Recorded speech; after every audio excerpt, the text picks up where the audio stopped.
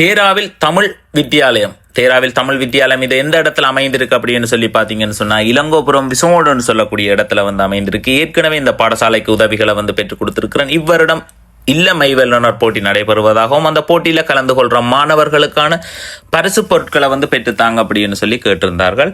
அதை வந்து பெற்றுக் கொடுத்திருந்தேன். நான் 50,000 ரூபா பெறுமதியான பரிசு பொருட்களை வந்து பெற்றுக் கொடுத்திருந்தேன். நான் எங்களுடைய லண்டனில் வசிக்கிற பிரித்தி சிவதாஸ் என்று சொல்லக்கூடியவருடைய 21வது பிறந்த தினத்தில் இங்கே தேவையுடையவர்களுக்கு வந்து வழங்குங்க அப்படின்னு சொல்லி ஒரு தொகை பணம் வந்து தரப்பட்டிருந்தது. அந்த பணத்தில் இருந்து 50,000 ரூபா பெறுமதியான பரிசு பொருட்களை வந்து வழங்கியிருந்தேன்.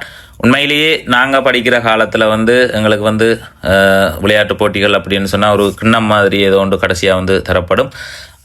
அதே மாதிரி வந்து பார்த்தீங்கன்னு சொன்னால் யூனிசெஃப் பேக், அது நிறைய நண்பர்களுக்கு வந்து இருக்கும். யூனிசெஃப் உண்டு, நீல பேக் உண்டு, பாய் வந்து பார்த்திங்கன்னா அதில் அந்த மாதிரி அடிச்சிருக்கும். அதே மாதிரி கொப்பி, இதுகள் எல்லாமே வந்து தரப்பட்டிருந்தது.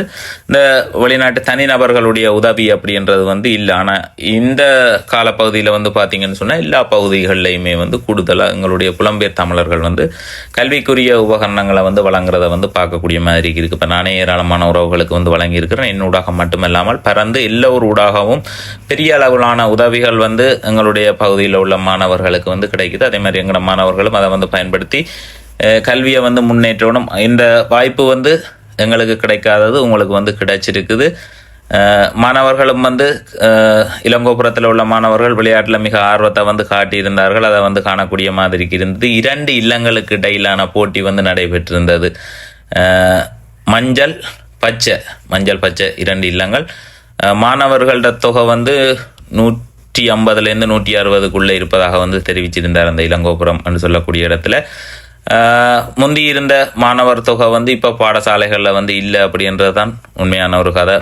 2025 ஆண்டுக்கான தேராவில் தமிழ் வித்தியாலய ஆண்டின் இல்ல மெய்வல்லுனர் போட்டியானது இன்று நடைபெற்று கொண்டிருக்கிறது. அதற்காக பரிசு பொருட்களை லண்டனில் இருக்கிறவர் பிரித்தி சிவதாஸ் என்பவரின் 21வது பிறந்த நாளை முன்னிட்டு லண்டனில் இருந்து 50,000 ரூபாய் பெறுமதியான பரிசு பொருட்களை எமது தேராவில் தமிழ் வித்தியாலய விளையாட்டுப் போட்டிக்காக வழங்கியிருந்தார்.